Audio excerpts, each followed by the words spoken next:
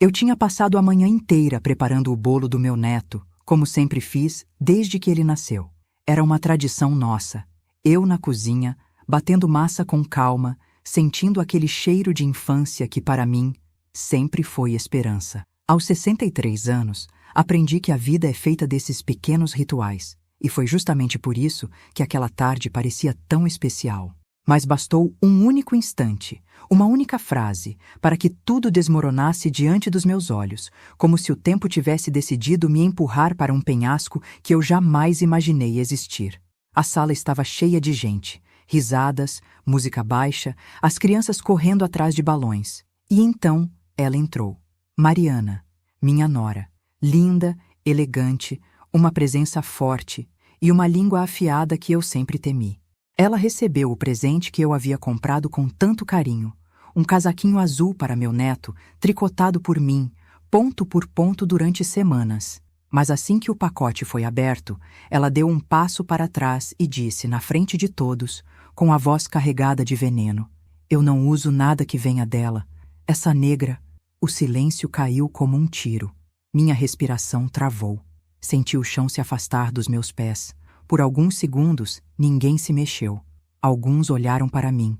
Outros fingiram não ter ouvido. Mas alguém ouviu e gravou. Eu só não sabia disso ainda. Quando voltei para casa naquela noite, meu coração pesava como um saco de areia molhada. Dormi mal, entre soluços contidos e memórias antigas que eu tentei esquecer por décadas. Mas antes do sol nascer, algo aconteceu que transformaria aquele momento humilhante em algo muito maior, perigoso e imprevisível. Meu celular vibrou sem parar. O vídeo tinha vazado e estava se espalhando como fogo em mato seco. Mas antes de continuarmos, quero fazer um convite muito especial. Inscreva-se no canal e deixe a sua curtida. Isso me ajuda a ver que vocês me apoiam e gostam das minhas histórias. E comentem aqui embaixo de qual cidade vocês estão assistindo. Agora, vamos continuar. Quando finalmente consegui abrir os olhos e encarar a tela iluminada do celular, percebi que havia mais de 700 notificações. Mensagens de indignação, apoio, raiva. Pessoas me enviando prints, reposts, comentários. O rosto de Mariana estampado em vídeos curtos, com a legenda: "Nora humilha sogra negra em festa de família." Minha mão tremia enquanto eu lia. Nunca imaginei que minha dor se tornaria espetáculo público. Nunca desejei isso. Eu só queria dignidade, silêncio, paz. Mas a internet não trabalha com paz. Às 7 da manhã, meu vizinho bateu no portão para saber se eu estava bem. Uma prima distante mandou áudio chorando, dizendo que aquilo era injusto demais. E eu, encostada na parede da cozinha, tentando manter a postura, mal conseguia responder. Enquanto isso, cada refresh mostrava mais compartilhamentos, mais indignação, mais gente comentando sobre a frase que Mariana disse com tanta naturalidade, como se eu fosse um objeto descartável, como se minha cor fosse uma mancha. Por volta das 8 horas, meu filho, marido de Mariana, me ligou desesperado, a voz trêmula, pedindo desculpas, tentando justificar o comportamento dela, dizendo que ela estava abalada, que não queria dizer aquilo. Mas eu o conheço. Conheço o tom que ele usa quando está tentando proteger alguém que ama, mesmo sabendo que a pessoa errou feio. Eu ouvi sua respiração pesada, seu medo, seu desespero, e senti compaixão, mas não consegui perdoar. Não naquele momento. E então o telefone tocou de novo, mas desta vez, o nome que apareceu na tela não era familiar. Um número desconhecido, daqueles que fazem o coração acelerar do jeito errado. Atendi com cuidado, tentando esconder o tremor da minha voz. "Dona Irene?" disse uma voz baixa, rouca, quase sussurrada. "Sou eu. Eu vi o vídeo. E acho que a senhora precisa saber de uma coisa. Isso que aconteceu ontem é só o começo." Senti um arrepio percorrer minha espinha. A voz parecia carregada de um conhecimento que eu não tinha e de uma ameaça que eu não compreendia. Antes que eu pudesse perguntar quem era ou o que aquilo significava, a ligação caiu. Fiquei alguns segundos encarando o celular como se ele fosse um animal selvagem prestes a me atacar.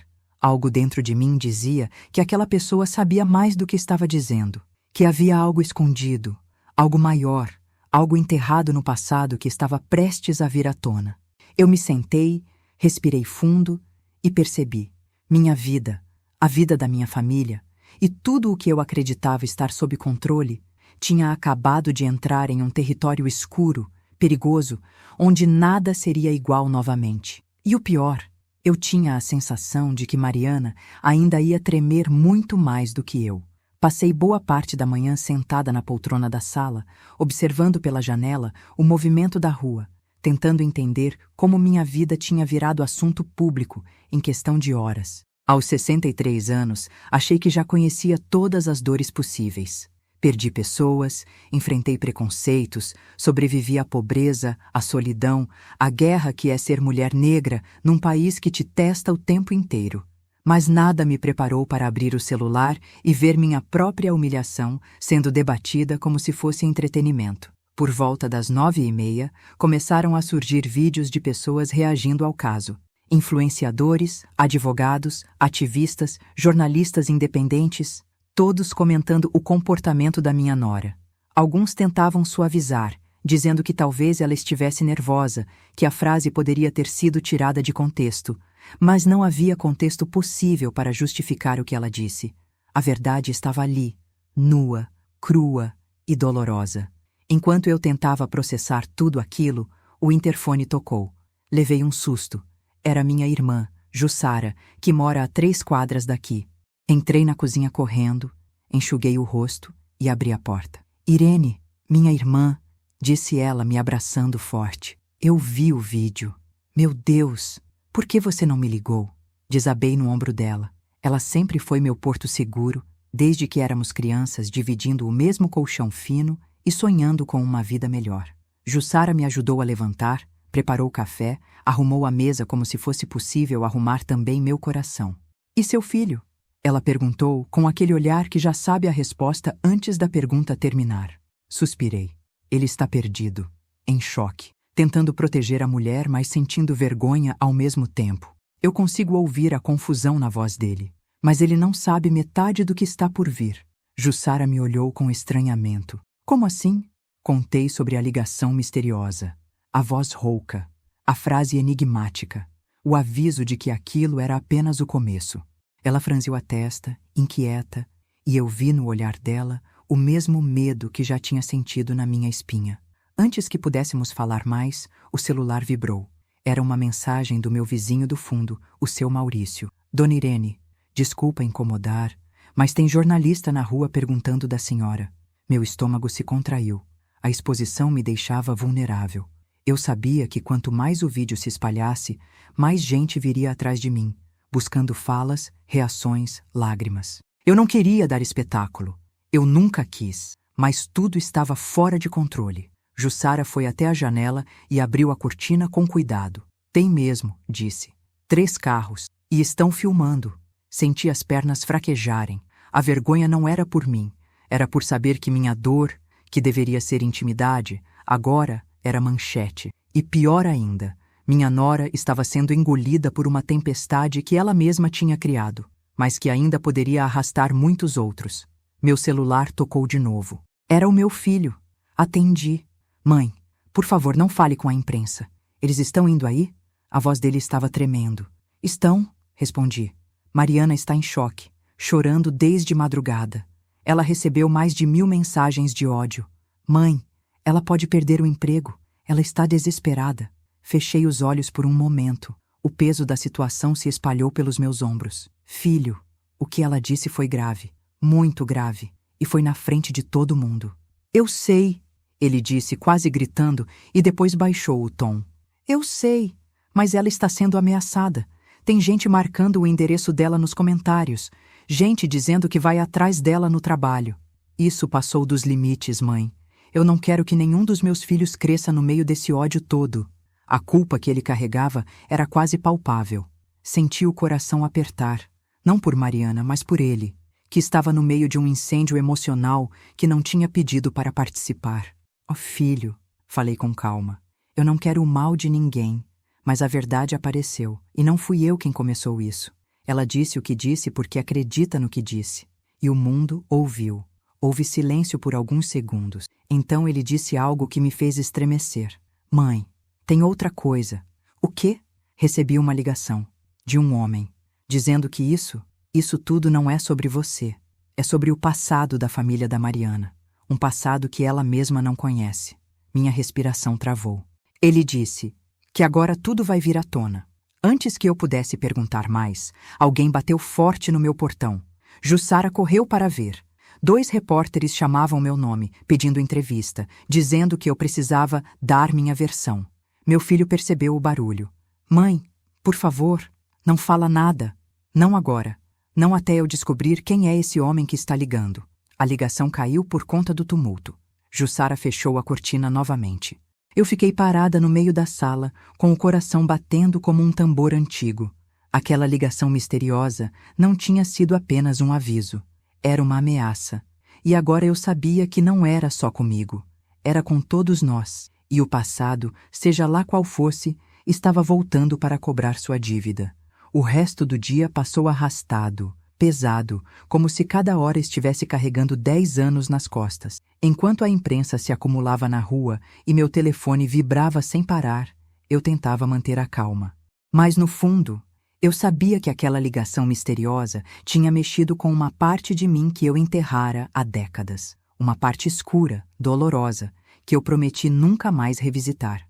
Quando finalmente a rua esvaziou um pouco, fechei as janelas, desliguei a TV e sentei à mesa com um álbum antigo de fotografias. Era um hábito que eu evitava, porque cada foto ali tinha um pedaço da minha história e algumas cicatrizes que eu jamais quis mostrar para ninguém, nem para mim mesma.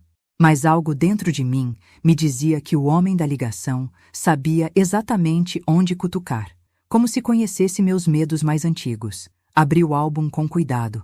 A primeira foto era da minha mãe, jovem, linda, com o sorriso largo que eu herdei dela. Ela sempre dizia que nossa pele era feita de ouro queimado pelo sol e que isso nos tornava fortes, mas o mundo não acreditava nela.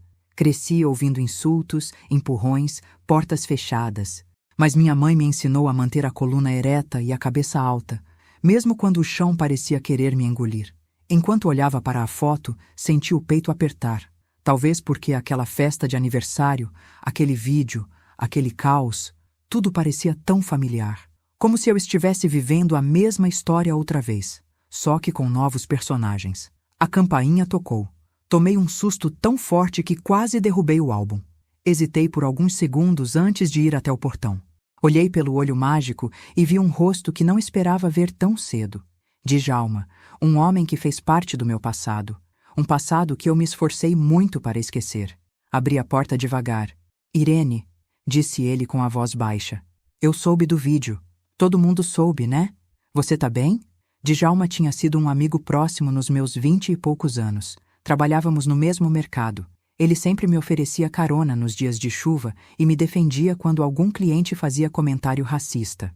Mas depois que casou e mudou de bairro, perdemos contato. Eu não o via há... o quê? Uns 30 anos? Eu... estou tentando ficar, respondi. O que você está fazendo aqui? Ele suspirou, tirou o boné, passou a mão na cabeça grisalha. Eu vim porque... eu acho que sei quem é a pessoa que te ligou. Meu coração gelou. Quem? Ele olhou para a rua, certificando-se de que não havia ninguém ouvindo, e sussurrou. Acho que é o Jonas. Senti meu estômago virar. Não ouvia esse nome há 4 décadas. Não pode ser, murmurei. O Jonas sumiu. Ninguém nunca mais ouviu falar dele. Djalma assentiu. Pois é. Mas, antes de sumir, ele guardou muita coisa. Coisa séria. Coisa pesada. E se ele reapareceu agora, você precisa saber por quê. Eu me sentei na cadeira da varanda, porque minhas pernas ficaram fracas demais para me manter de pé. O que isso tem a ver com a Mariana? Ele me lançou um olhar que me deu um frio na espinha. Tudo. Tem tudo a ver com a família dela. Aquelas palavras pareciam veneno, e eu tinha certeza de que ele não estava exagerando. Djalma respirou fundo antes de continuar. O pai da Mariana, você lembra dele, não lembra? Não de agora, mas de antes. Eu arregalei os olhos. Meu peito se contraiu, como se algo tivesse me atingido com força. Sim, eu lembrava. Ele não tinha o mesmo nome hoje. Mudou quando ficou mais velho, quando abriu a empresa, quando virou respeitável.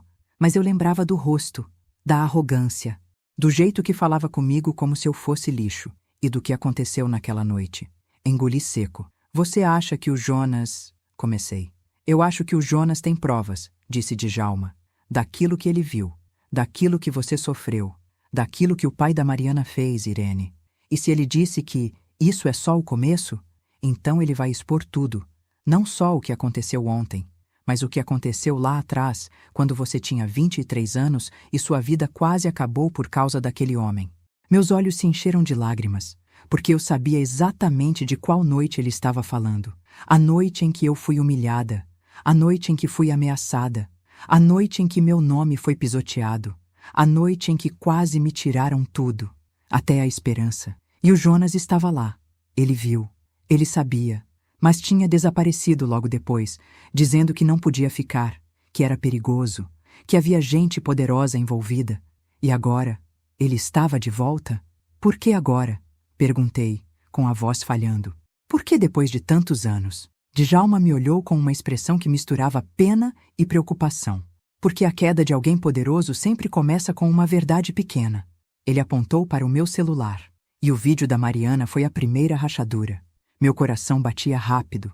O vídeo, a frase racista, a ligação misteriosa, o passado voltando como um fantasma esfomeado. Irene, disse Djalma, colocando a mão no meu ombro. Se prepare. Não é só sobre o que ela te disse na festa. Isso vai muito mais fundo. Vai mexer com coisas que você tentou esquecer. Mas talvez seja a hora de tudo isso vir à tona.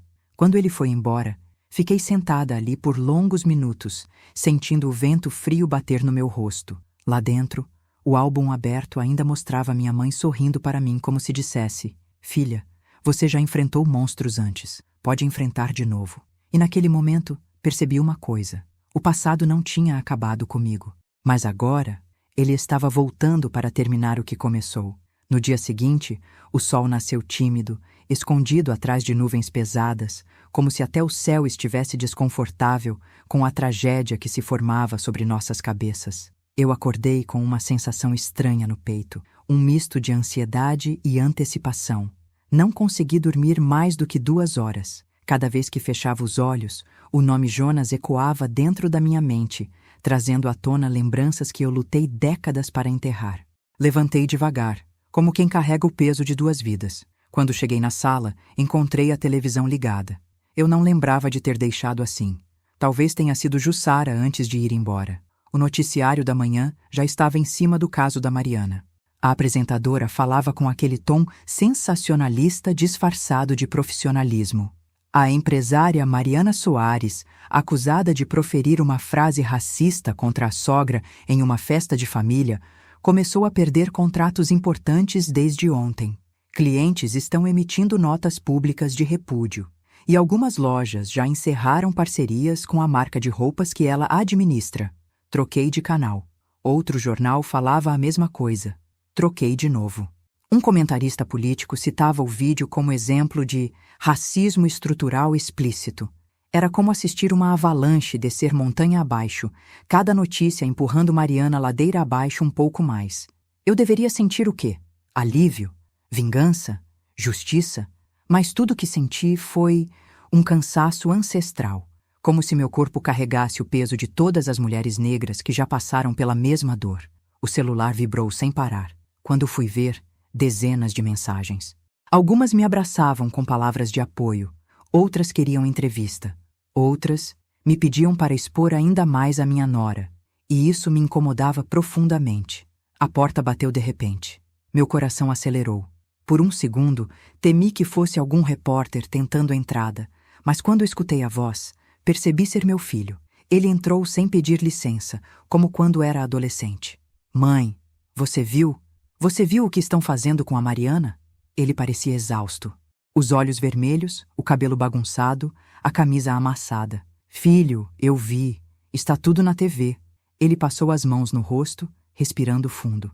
Ela perdeu 3 contratos grandes só essa manhã. Gente ligando para cancelar acordos antigos. Comentários cheios de ódio. A mãe dela teve que sair às pressas para buscar a Mariana no trabalho porque estavam tentando invadir a loja. Engoli seco. Invadir? Ele assentiu. 2 mulheres tentaram jogar tinta vermelha na vitrine. Disseram que era simbolismo antirracista.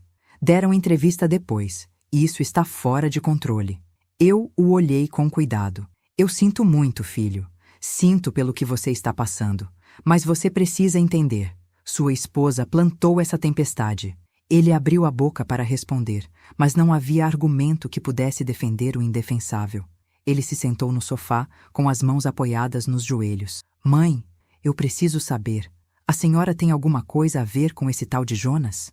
Ele me ligou de novo. Meu corpo travou. O que ele disse? Que a Mariana não deveria estar preocupada só com o vídeo, mas com o que o pai dela fez. E que tudo vai ser exposto. Ele disse que o passado sempre volta para buscar quem deve. O que isso significa? Respirei fundo, tentando manter a voz estável. Filho, esse assunto é mais antigo do que você, mais antigo do que seu casamento, e envolve coisas que eu tentei esquecer. Ele me encarou, ansioso, mas antes que eu pudesse falar mais, o celular dele tocou. Ele atendeu. Oi, mãe da Mariana? Calma. O quê? Como assim ele saiu de casa? Ele se levantou abruptamente. Eu estou a caminho. Quando desligou, explicou. O pai da Mariana desapareceu. Sumiu. Levou documentos, dinheiro e deixou um bilhete dizendo que precisava resolver algo do passado. A mãe dela está desesperada. Meu estômago virou gelo. Claro que ele fugiu. As pessoas que têm culpa correm primeiro. Filho, tentei dizer, mas ele já estava na porta. Mãe, por favor, não fale com ninguém. Eu volto depois. Mas a voz falhou. Por favor, não deixe que esse homem destrua minha família. Ele saiu como uma rajada de vento. E eu fiquei ali, parada, com o eco das palavras dele machucando o peito. Não deixe que esse homem destrua minha família. Mas a verdade é que talvez o próprio pai da Mariana já tivesse feito isso há décadas, muito antes de ela nascer. Mais tarde, Jussara voltou trazendo almoço, mas mal comemos. A televisão mostrava imagens da frente da loja da Mariana. Tinta, cartazes, gente gritando. O nome dela era tendência nacional. Hashtags, debates, vídeos de opinião. A cada hora que passava, a reputação dela desabava mais um pouco. E então, às 3 da tarde, meu celular tocou. A mesma voz rouca, o mesmo tom frio. Dona Irene, ele fugiu, como eu imaginei. Mas não adianta. Silêncio. Eu tenho tudo. Documentos, fotos, testemunhas. Eu fechei os olhos. Por que você está fazendo isso? Perguntei. A resposta dele veio como um golpe. Porque ele destruiu vidas, inclusive a sua. Mais silêncio. E agora chegou a hora dele pagar. O telefone desligou sem despedida. E naquele momento, eu soube. A queda da Mariana. Era apenas o começo da queda de toda a família dela. E o pior estava por vir. Aquela noite foi diferente de todas as outras desde que o vídeo viralizou. O ar parecia mais pesado. Cada ruído da rua soava como aviso. Cada sombra projetada pela luz dos postes parecia se alongar mais do que deveria. Eu não sabia se era medo ou pressentimento. Há coisas na vida que a gente sente antes que aconteçam, como se o corpo tivesse memória própria, independente da nossa vontade. E naquela noite, meu corpo parecia querer me alertar de alguma coisa que eu ainda não conseguia enxergar. Sentei à mesa com uma xícara de chá de camomila, minha tentativa falha de acalmar o coração. Jussara já tinha ido embora, prometendo voltar logo cedo. A casa estava silenciosa, e eu conseguia ouvir meus próprios pensamentos, que vinham tão embolados que parecia uma multidão falando ao mesmo tempo dentro da minha cabeça. Foi então que alguém bateu no portão. 3 batidas secas, fortes, urgentes. Meu corpo inteiro respondeu com um arrepio. Levantei devagar, os pés quase não tocando o chão. Olhei pelo olho mágico, um motoboy, com mochila de entregas, mas sem capacete. O rosto não era familiar. Entrega para Dona Irene, disse ele, antes mesmo que eu perguntasse qualquer coisa. Eu não estou esperando nada, respondi desconfiada. Fui pago para entregar. Disseram que era importante. Hesitei. Muito. Mas alguma coisa? Talvez aquela intuição velha, cansada, mas certeira, me empurrou a destrancar o portão. Ele me entregou um envelope pardo, pesado, fechado com fita. Não pediu assinatura. Não pediu confirmação. Não olhou nos meus olhos. Apenas virou as costas e foi embora como se tivesse acabado de largar uma bomba. E talvez tivesse. Fechei o portão com a mão trêmula. Voltei para dentro. Coloquei o envelope sobre a mesa como quem coloca algo perigoso perto das mãos. Olhei, sem abrir. Por alguns segundos, fiquei ali parada, respirando fundo, como se o envelope tivesse vida própria. Então, finalmente, abri. Dentro havia uma pasta antiga, amarelada, com a borda rasgada. E junto dela, um bilhete escrito à mão.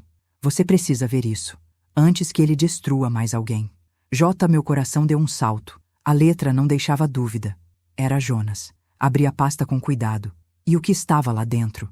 Abri uma ferida que eu passei 40 anos tentando cicatrizar.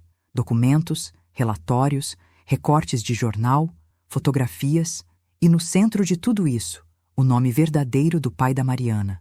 Um nome que ele teve antes de mudar de vida, antes de ficar rico, antes de criar uma nova identidade pública. Um nome que eu jamais imaginei que voltaria para me assombrar. Um nome que, quando eu li, me fez sentir a mesma dor, o mesmo medo e a mesma humilhação daquela noite em que ele quase destruiu minha juventude. Eu tremi, eu chorei, eu quase vomitei. Na foto, ele era mais jovem, mas os olhos eram os mesmos, frios, afiados, cruéis. Junto dos documentos, havia uma declaração assinada por uma mulher que eu conheci no passado e que desapareceu misteriosamente poucos meses depois. Ela contava com detalhes o que ele fazia com funcionárias negras na empresa onde trabalhava antes de se tornar empresário. Assédio, ameaças, perseguição e um episódio específico, envolvendo eu mesma. Um episódio que poderia ter acabado comigo. E ao final daquela declaração, um carimbo da década de 80 com a palavra arquivado, arquivado, enterrado, escondido, para proteger quem tinha poder. Meus olhos queimaram. Eu senti a garganta fechar. Era como se o passado tivesse arrancado a tampa do caixão e voltado vivo, respirando coberto de terra, pronto para cobrar seu preço. Foi então que meu celular vibrou. Era meu filho. Atendi imediatamente, ainda tremendo. Mãe! A voz dele vinha trêmula, quebrada. Eu fui na casa da Mariana agora há pouco. Ela está em um estado deplorável, chorando desde cedo, sem comer, sem dormir. E... Ele respirou fundo. O pai dela ainda não apareceu. Eu sei, respondi, minha voz quase não saindo. Eu estou preocupado demais. Mas... E outra pausa, dessa vez mais longa. Mãe, eu preciso que a senhora seja sincera comigo. O que está acontecendo? O que esse tal de Jonas sabe? O que tem no passado da família dela? Eu apertei os dedos contra a mesa, tentando não chorar de novo. Mas antes que eu pudesse responder, ouvi algo na televisão que estava ligada na sala. O repórter dizendo: novas informações revelam que o pai da empresária Mariana Soares pode estar ligado a um escândalo antigo, que envolvia denúncias de discriminação e abuso contra funcionárias negras. Meu filho ouviu também. Mãe, disse ele com a voz se partindo, isso tem a ver com a senhora, não é? Meu coração afundou. Eu respirei fundo, fechei os olhos e finalmente respondi. Tem, filho. Tem a ver comigo. Tem a ver com uma história que eu nunca contei. E tem a ver com o motivo pelo qual o seu sogro fugiu. Houve silêncio. Então ele sussurrou. Mãe, pelo amor de Deus, me diz a verdade. Mas antes de responder, eu sabia que precisava dizer algo muito importante. Não ao meu filho, mas a vocês que estão me ouvindo agora. Antes de continuarmos, me contem nos comentários o que vocês acharam da história até agora e o que fariam no lugar dela. Não saiam do vídeo, porque o que vem a seguir vai dar arrepios. Respirei fundo. E então, finalmente, comecei a contar a ele, e a mim mesma, a verdade que enterrei por 40 anos. Eu fiquei em silêncio por alguns segundos, ouvindo apenas minha própria respiração e o som distante da televisão repetindo o nome dele. Aquele nome antigo, sujo, carregado de histórias que nunca deveriam ter sido apagadas. Meu filho esperava. Eu sentia o medo dele pelo telefone. Mas também sentia outra coisa. Uma necessidade quase desesperada de entender o que estava realmente acontecendo. Filho, comecei com a voz baixa, rouca. Antes de tudo, eu preciso que você me escute sem interromper. Porque o que eu vou te contar agora não é fácil. Nem para mim, nem para você. Ele engoliu seco. Tô ouvindo, mãe. Apertei o envelope com força, como se aquilo pudesse me dar coragem. O pai da Mariana, antes de mudar de nome, antes de virar empresário, antes de aparentar ser esse homem respeitado, Ele trabalhou numa metalúrgica nos anos 80. Eu também trabalhava lá. Era o meu primeiro emprego. Eu tinha só 18 anos. Meu filho não disse nada, mas o silêncio dele falava muito. Ele era o supervisor do setor, continuei. E naquela época, não existiam câmeras, não existiam denúncias anônimas, não existiam redes sociais. Existia só medo e poder. Meu corpo tremeu só de lembrar. Ele me assediou, filho, diversas vezes. No começo eram comentários, depois convites. Quando eu recusava, ele dizia que eu ia me arrepender. E um dia, ele me encurralou no almoxarifado. Tentou me beijar à força. Me segurou pelo braço. Eu consegui correr porque entrou gente no corredor. Mas se não tivesse entrado, meu filho prendeu a respiração. Eu ouvi. Continuei. Eu denunciei. Fiz tudo certo. Falei com o RH. Falei com o gerente. E sabe o que fizeram? Nada. Pior. Arquivaram tudo. Disseram que eu estava confundindo as coisas. Ele tinha família, era querido, era branco, era bem visto. E eu era só uma menina negra tentando sobreviver. Uma lágrima escorreu pelo meu rosto. Uma semana depois, uma colega minha teve coragem de denunciar também. Ela desapareceu no mês seguinte. Disseram que foi embora para outra cidade. Eu nunca acreditei. Meu filho finalmente falou, com a voz falhando. Mãe, meu Deus, por que a senhora nunca contou isso para mim? Porque eu queria te proteger, respondi. E porque por muito tempo eu quis acreditar que tinha superado, que não precisava reviver isso nunca mais. Respirei fundo, mas o Jonas descobriu. Ele sempre teve mania de fuçar no passado das pessoas poderosas da cidade. Quando achou os arquivos, ele me procurou. Eu pedi que ele nunca falasse nada. Eu não queria reviver tudo de novo. Ele respeitou. Até agora, meu filho completou com amargura. Assenti, mesmo ele não vendo. Até agora, porque o pai da Mariana sumiu.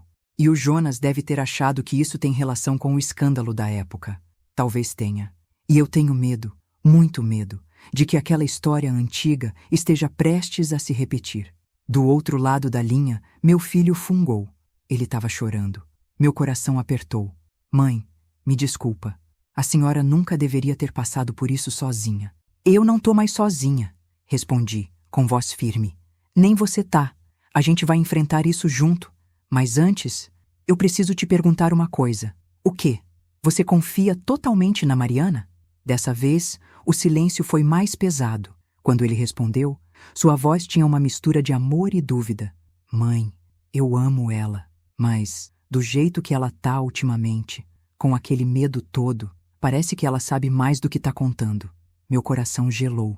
Estava prestes a responder quando ouvi um estrondo forte vindo da porta da minha sala. Um impacto seco, como se alguém tivesse batido com muita força. O sangue sumiu do meu rosto. Filho, sussurrei, tem alguém na minha porta.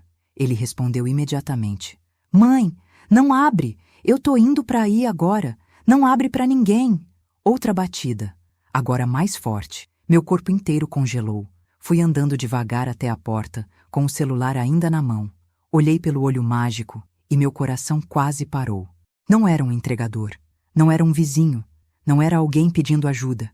Era um rosto que eu não via há 40 anos. Um rosto que eu nunca quis ver de novo.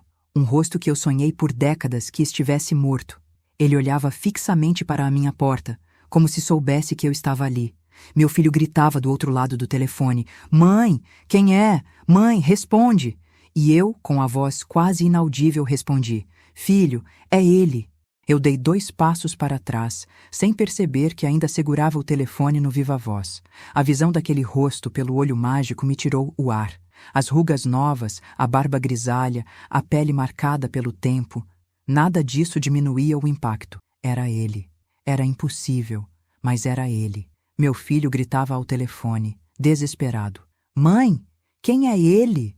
Mãe, fala comigo. Mas minha boca simplesmente não conseguia formar palavras. O homem, parado do lado de fora, levantou o rosto como se pressentisse que eu estava olhando, como se soubesse que meu medo tinha voltado a viver dentro de mim. Por um segundo, ele sorriu. Um sorriso torto, lento, como o de alguém que reconhece uma presa antiga. Aquele sorriso eu nunca esqueci. Meu peito começou a arder e minha mente rodava. Eu recordava do cheiro da metalúrgica, do barulho das máquinas, das paredes úmidas do almoxarifado e do dedo dele apertando meu pulso com força, me dizendo que eu nunca ia ser nada. Uma batida mais forte. A porta tremeu. Irene, eu sei que você está aí. A voz, aquela maldita voz. 40 anos depois, ainda me arrepiava a espinha. Mãe! Meu filho insistiu, agora em prantos. Mãe! Voltei à consciência. Filho, sussurrei, é o pai da Mariana. Do outro lado da linha, o silêncio foi imediato, quase palpável. Isso é impossível, ele disse quase sem voz.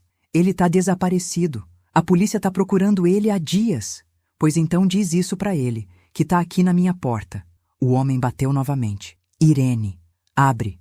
A gente precisa conversar sobre o passado. Conversar sobre o passado. Ouvi aquilo e meu estômago virou. Mãe, não se aproxima dessa porta. Meu filho ordenou, com o tom mais sério que já ouvi na vida. Eu tô indo. Tô há 10 minutos. Chama alguém, liga pra polícia. Faz alguma coisa. Não posso falar alto, respondi. Ele tá ouvindo. E se eu ligar pra polícia agora, ele vai perceber. Fui me afastando devagar, sem tirar os olhos da porta. Cada passo parecia pesar 20 quilos. O homem tornou a falar. Você deve ter algumas perguntas sobre a sua amiga, a que sumiu naquele ano. Meu corpo inteiro travou. Ele sabia. Ele sempre soube. Ele riu, um riso abafado, doentio. E sobre aquele garoto curioso, o Jonas. Ele também andou perguntando demais. Meu coração quase saiu pela boca. Ele sabia do Jonas. Ele sabia que o Jonas mexera nos arquivos. Ele sabia que o Jonas tinha me procurado naquele dia. Filho, murmurei. Eu acho que o Jonas não desapareceu por acidente. Mãe, eu tô indo. Tranca tudo. Se esconde. Por favor. Fui para o corredor interno, apoiando a mão na parede para não cair. Meu corpo tremia tanto que eu mal conseguia respirar. De repente, tudo ficou em silêncio. Nenhuma batida na porta. Nenhum passo. Nenhuma voz. Somente silêncio. Olhei novamente pelo olho mágico, com o coração descompassado. Ele não estava mais ali. Ele sumiu, falei, quase sem acreditar. Como assim sumiu? Meu filho perguntou. Ele foi embora?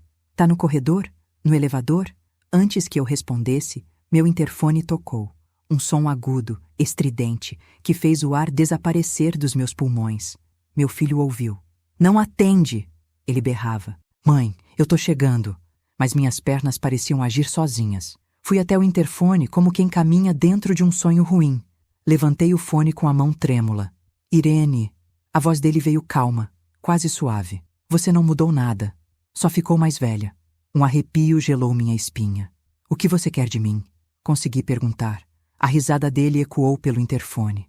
A mesma coisa que eu quis 40 anos atrás. Seu silêncio, seu medo.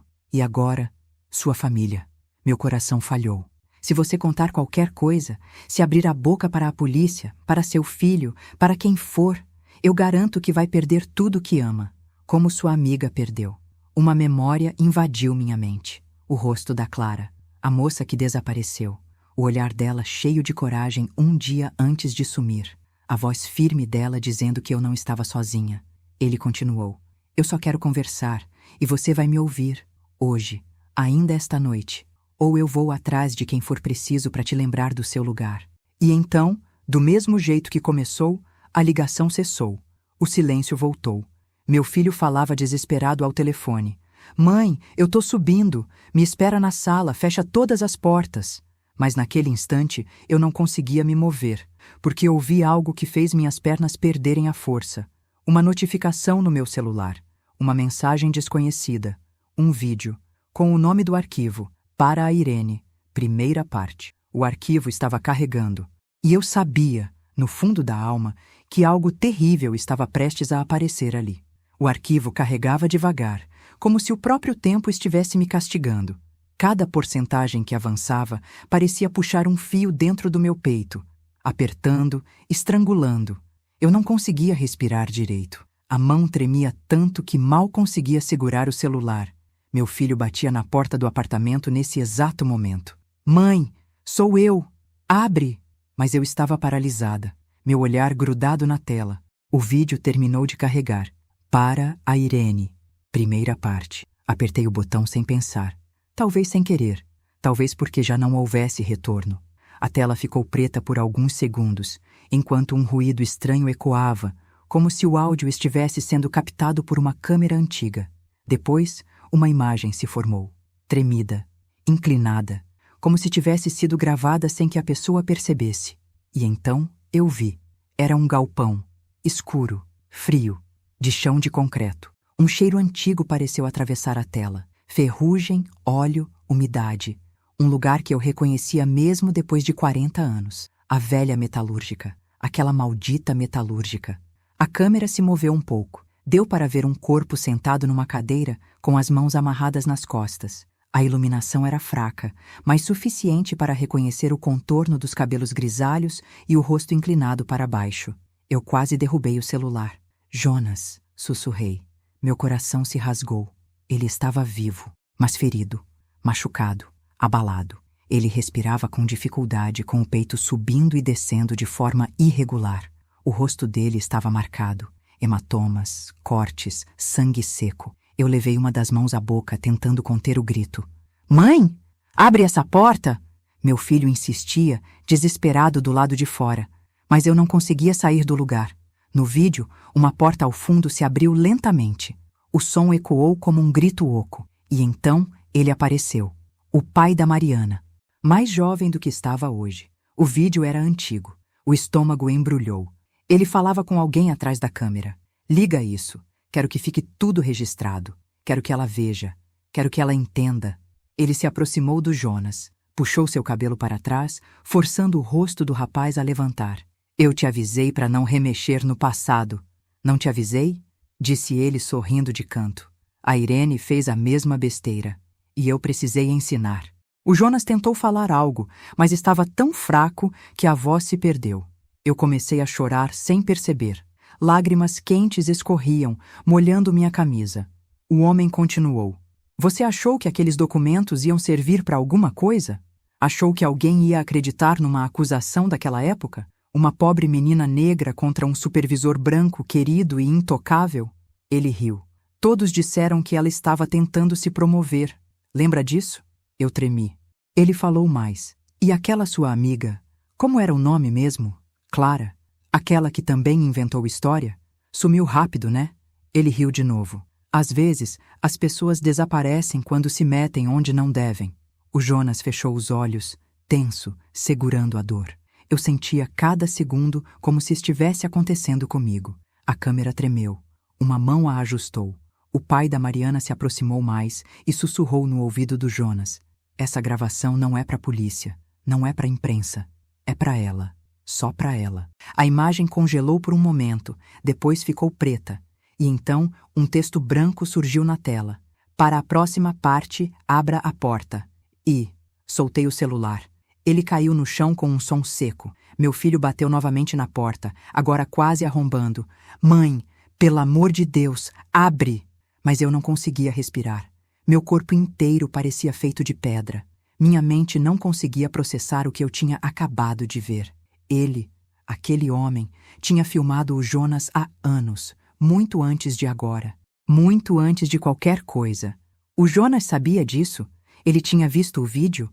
Ou era isso que o tornara tão desesperado naquele dia, antes de desaparecer de novo? Eu percebi então que o vídeo era antigo, mas enviado hoje. Do telefone de quem?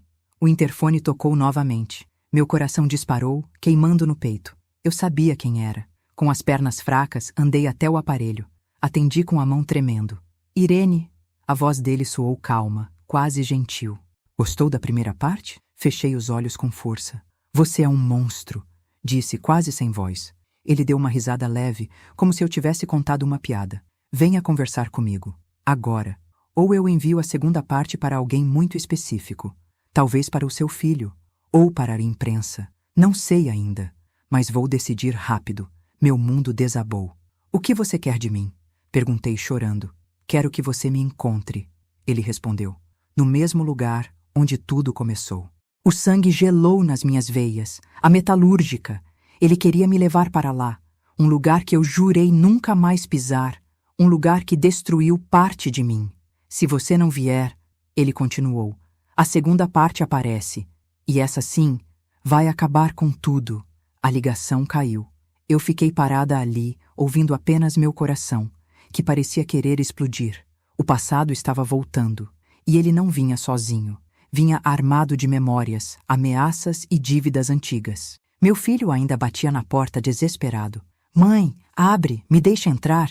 Quando toquei na maçaneta, minhas mãos estavam frias. Eu sabia que a partir daquele momento, tudo mudaria. Tudo. Porque a segunda parte do vídeo existia. E eu ia ter que enfrentá-lo. Ou assistir o meu mundo desmoronar de novo. Quando finalmente consegui abrir a porta para o meu filho, ele entrou desesperado, com os olhos arregalados, como se esperasse me encontrar caída no chão. Ele segurou meus ombros com força. Mãe, o que aconteceu? Por que você não abriu antes? Eu estava ficando louco lá fora. Eu não conseguia responder de imediato. Minha respiração vinha em soluços curtos. O peito doía. A sensação de estar presa entre dois tempos, o presente e aquele passado sujo, me deixava atordoada. Meu filho me abraçou, forte, apertado, como quando ele era criança e acordava de pesadelos. Dessa vez, o pesadelo era meu. Quando consegui falar, apenas sussurrei. Ele quer que eu vá até a metalúrgica. O corpo do meu filho enrijeceu. O quê? De jeito nenhum! Isso é uma loucura, mãe! A gente chama a polícia, chama quem for preciso, mas você não vai para lugar nenhum sozinha. Eu me afastei devagar, enxugando as lágrimas. Se eu não for, ele manda a segunda parte do vídeo. Você não entende, filho. Isso pode destruir vidas, pode destruir a sua, a minha, tudo. Mãe, pelo amor de Deus, ele insistiu. Esse homem tá te ameaçando. Ele é perigoso. Você não tá enxergando? Eu tô enxergando sim. Respondi com mais força do que senti. Mas você não viu o vídeo. Peguei o celular do chão, ainda com a tela acesa no final do arquivo. Mostrei a ele. Ele assistiu. E quando o rosto do Jonas apareceu, amarrado, ferido, meu filho levou a mão à boca. Meu Deus, mãe, murmurou, com os olhos vermelhos. Ele fez isso com o Jonas? E com a sua colega? E com você? Esse homem? Ele merece apodrecer. O mundo nem sempre faz justiça, respondi amargamente. E às vezes, a única forma de sobreviver é encarar aquilo que te destruiu. Ele balançou a cabeça, negando. Eu vou com você. E se ele tentar alguma coisa, eu toquei nas mãos dele. Não, você não vai. Mãe, eu não vou deixar você ir sozinha. Você precisa confiar em mim agora. Ele respirou fundo, quase gritando para conter o desespero. Me dá pelo menos 10 minutos para pensar num plano. Chamar alguém. Avisar alguém. Não há tempo. Olhei para o relógio. O encontro era para aquela noite. E eu sabia que ele estava me observando de algum lugar. Talvez do estacionamento. Talvez de um prédio vizinho. O vídeo era apenas a isca. A mensagem era clara. Ele estava no comando. Mas dentro de mim começava a crescer uma força antiga. Uma que eu achava ter perdido décadas atrás. Um fogo que não queimava, ardia. A metalúrgica ficava na zona industrial, fechada há mais de 20 anos. À noite, aquela região parecia um mundo esquecido. Meu filho dirigia, contra a minha vontade, mas eu já não tinha mais forças para discutir. Ele não ia me deixar ir sozinha e eu sabia disso. Fica no carro, ordenei, assim que chegamos. A qualquer sinal, você liga para a polícia. Eu não vou te deixar entrar lá dentro sozinha. Ele rebateu. Se você entrar, ele pode te machucar. Ou pior, ele grava você. Ele quer me destruir, filho, e você é meu ponto fraco. Ele sabe disso. É por isso que você tem que ficar aqui. Meu filho fechou os olhos, encostou a testa no volante e respirou fundo. Eu te amo, mãe. Não faz nada sem pensar. Não deixa ele te manipular. Eu fico viva há 63 anos lutando contra gente como ele. Toquei no rosto dele. Eu aprendi a sobreviver. Saí do carro e fechei a porta atrás de mim.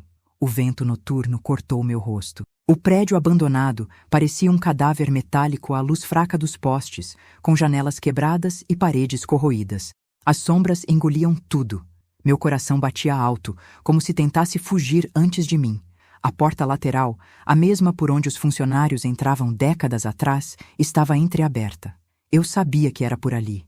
Empurrei devagar e o rangido ecoou pelo galpão vazio. O cheiro de mofo, ferrugem e lembranças antigas tomou meu peito. Irene, a voz ecoou das sombras. Você veio. Meu sangue gelou. Ele estava ali. Poderia estar em qualquer canto, mas sua voz parecia vir do fundo, onde ficava o almoxarifado. Aparece, respondi, tentando manter a firmeza. Ele deu uma risada baixa. Calma, vamos com calma. Faz 40 anos que espero por esse encontro. Olhei ao redor. Era o mesmo ambiente onde ele tentou me violentar. As mesmas paredes, o mesmo concreto frio, e onde ele tinha levado o Jonas, e talvez a Clara. Cadê a segunda parte do vídeo? Perguntei com a voz firme. Ah, ele respondeu surgindo lentamente da escuridão, com passos calmos. Você quer tanto assim? Por quê? Medo, raiva, culpa? Ele se aproximou. Meu corpo inteiro tremeu, mas eu não recuei. Quero saber o que você fez. E por quê? Ele sorriu. Porque ninguém mexe no meu nome. Nem naquela época, nem agora. Eu avisei todos vocês. Clara, Jonas, você... Um arrepio percorreu minhas costas. Onde está o Jonas agora? Perguntei. Ele inclinou a cabeça. O Jonas? Ah, o Jonas não existe mais onde você pode encontrá-lo. Ele era teimoso demais, mas eu deixei tudo registrado. Tudo. Meu estômago embrulhou. Você é doente, sibilei. Ele deu de ombros. Sou apenas cuidadoso com o que é meu.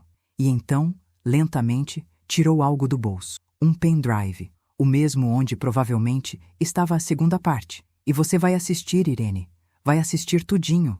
Mas antes, ele apontou para o canto escuro. Quero que veja quem está aqui comigo hoje. Meu coração parou. De dentro das sombras, alguém começou a se mover. Uma silhueta, baixa, trêmula. Quando a luz fraca iluminou o rosto, minha alma gelou. Mariana? Exclamei, sem acreditar no que via. Ela estava pálida, chorando, com as mãos amarradas. E então ela disse com a voz quebrada: Irene, socorro, ele vai matar a gente. A revelação me atingiu com força brutal. A minha nora não era cúmplice, ela era vítima. E o que ele queria naquela noite era muito mais do que silêncio, era vingança. Por um instante, o mundo inteiro pareceu fazer silêncio. A Mariana tremia, com o rosto inchado de chorar, os olhos arregalados. Não havia ódio nela. Não havia arrogância, nem soberba, nem qualquer rastro da mulher que um dia me ofendeu diante de todos. Havia apenas pavor. Ela olhou para mim como uma criança perdida. Irene, por favor. A voz dela era um fio. Eu não sabia, eu juro, eu não sabia quem ele era de verdade. E naquele momento, tudo no meu peito se embaralhou. Dor, raiva, pena, incredulidade e um sentimento que eu pensei não ter mais por ela. Humanidade. Mas não havia tempo para emoções. O pai dela, aquele homem que eu passei 40 anos tentando esquecer, sorriu como se estivesse assistindo a uma peça escrita por ele mesmo. A família, reunida, ele disse, abrindo os braços, igual antes. Só que desta vez, sem ninguém para atrapalhar. Eu recuei um passo. Solta ela, falei firme. Se a sua briga é comigo, deixa ela fora disso. Ele deu uma risada curta, seca. Minha briga não é só com você, Irene. É com todos vocês, porque vocês nunca souberam o seu lugar. Nem você, nem essa menina ingrata aqui. Ele puxou Mariana pelo braço com força. Ela chorou mais alto. Eu nunca quis isso, ela gritou. Eu nunca quis machucar ninguém, mãe. Eu estava com medo. Ele me ameaçou. Disse que ia destruir a vida do meu filho, do seu filho. O mundo girou. Ela me chamou de mãe, mesmo amarrada, mesmo destruída, mesmo apavorada. Ela me chamou de mãe. O homem se irritou e a empurrou para o chão. Cala a boca, ele rugiu. Você sempre foi fraca, igual sua mãe verdadeira, que também não sabia obedecer. Aquelas palavras foram como gasolina num incêndio já aceso dentro de mim. Eu dei um passo à frente. Onde está a segunda parte do vídeo? Perguntei com a voz baixa. Por que tanta pressa? Ele zombou. Porque você quer me destruir, respondi. Então me mostra logo como. Ele levantou o pendrive, balançando como se fosse um prêmio. Aqui, disse sorrindo. Está tudo aqui. O fim da sua reputação. O fim do Jonas. O fim da Clara. O fim de tudo. E se você não fizer exatamente o que eu disser... Ele ergueu o pendrive, apontando para o teto, como quem ameaça um exército invisível. Adeus, solto. Eu mando para a polícia, para a da imprensa, para todo mundo. E você será culpada pela morte deles, pela sua própria história, e ninguém vai te ouvir dessa vez. Ninguém, como sempre. Eu caminhava devagar enquanto ele falava, observando seus movimentos, seu rosto, seus gestos. Eu conhecia monstros, e monstros sempre cometem o mesmo erro. Acham que são intocáveis. Foi quando ouvi, ao longe, um barulho que reconheci imediatamente. O motor do carro do meu filho. Ele não ficou parado. Não ficou calado. Não ficou esperando. Meu coração acelerou, de medo e esperança. O pai da Mariana percebeu algo. Seu olhar se estreitou. Você não veio sozinha, rosnou. Eu disse para ele ficar no carro. Respondi. E você acha que ele obedeceu? Ele avançou um passo, furioso. E foi nesse instante, nesse único segundo de distração, que fiz a única coisa que poderia nos salvar. Pisei firme no chão, respirei fundo e gritei. Agora, filho! A porta lateral da metalúrgica explodiu para dentro com um chute violento. Meu filho entrou correndo, com uma barra metálica nas mãos e os olhos ardendo de ódio. O homem se virou, surpreso. E naquele momento, por um instante, ele não foi mais um predador. Foi só um homem velho, cansado e desesperado. Ele avançou para cima do meu filho, mas eu corri para o meio, empurrando-o com a força de 40 anos engasgados. Ele tropeçou, caiu. Bateu as costas numa pilha de caixas enferrujadas. O pendrive voou da mão dele. Caiu no chão perto da Mariana. Meu filho correu até ela, soltando suas amarras. Ela soluçava, repetindo, me desculpa, me desculpa, me desculpa, como um mantra. Ele a segurou, protegendo-a. O homem se levantou, mancando, furioso. Você acha que ganhou? Ele gritou. Você acha que isso termina aqui? Eu vou destruir vocês. Vou destruir essa menina ingrata. Eu dei outro passo à frente. E então, ele viu meus olhos. Não eram olhos de vítima. Eram olhos de alguém que finalmente entendeu algo simples. Ele não tinha mais poder nenhum sobre mim. Acabou. Falei, firme. Ele avançou, mas eu estava pronta. Agarrei o pedaço de tubo enferrujado que estava no chão ao meu lado e ergui na mesma hora. Ele parou. Não por medo do tubo, mas porque percebeu que eu não ia recuar. Nem agora, nem nunca mais. E então, finalmente, ele viu. Na minha postura, na minha respiração, na minha coragem.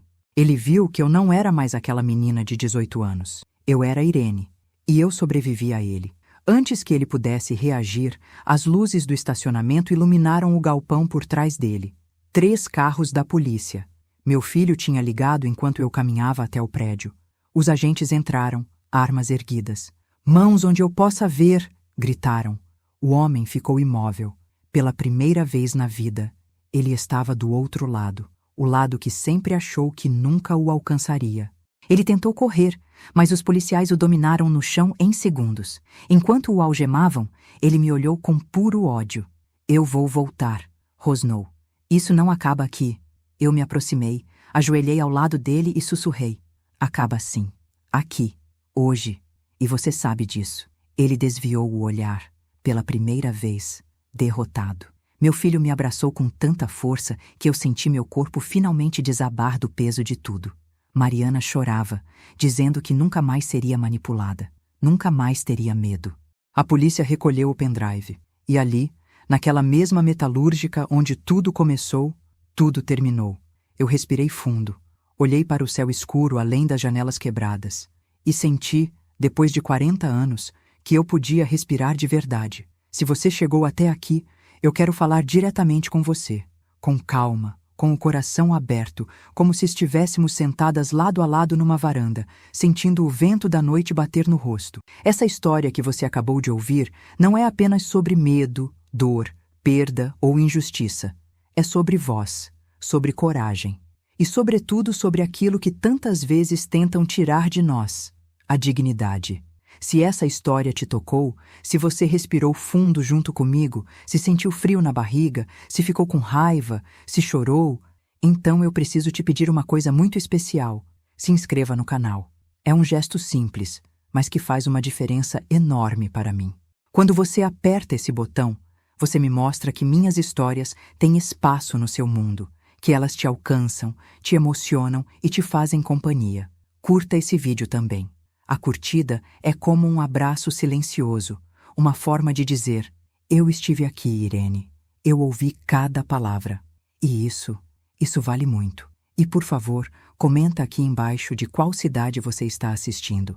Eu adoro imaginar cada pedacinho desse país recebendo minhas histórias. Seja numa sala pequena de interior, num apartamento de cidade grande, numa casa iluminada por luz amarela, ou no quarto de alguém que precisa de uma voz para passar a noite.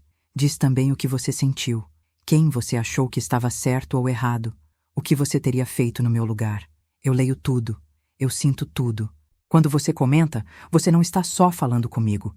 Você está conversando com uma comunidade inteira de gente que ama histórias intensas, emocionantes e verdadeiras. E isso cria algo que ninguém pode apagar. Obrigada por ter me ouvido.